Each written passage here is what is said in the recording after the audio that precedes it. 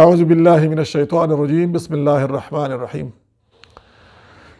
فیؤثرون علی انفسهم ولو کان بهم خصاصہ. اللہ تبارک و تعالیٰ د مؤمنانو صفت بیانوي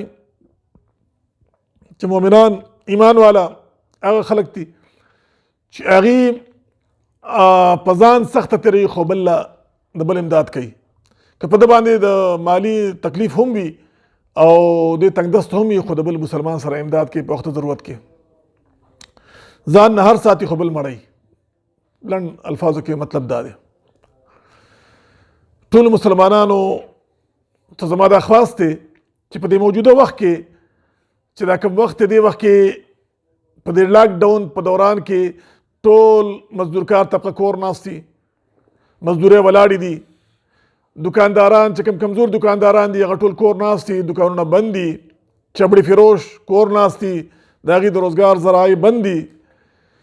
نو هغه خلک چې هغوی د روزمره به مال څه مزدوري کوله هغوی به هغه خپلې پیسې کور ته وړلې هغه بندي شوي دي.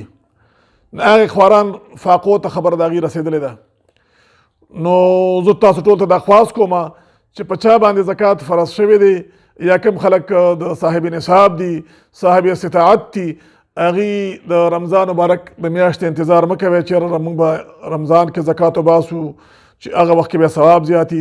اوس د هغې نه زیات ثواب دی د ضرورت په وخت کې چې یو د سړي امداد وشي د هغې زیات ثواب وي په نسبت ته هغې چې کله د هغه ضرورت نه وي ته ورسره بیا امداد کې.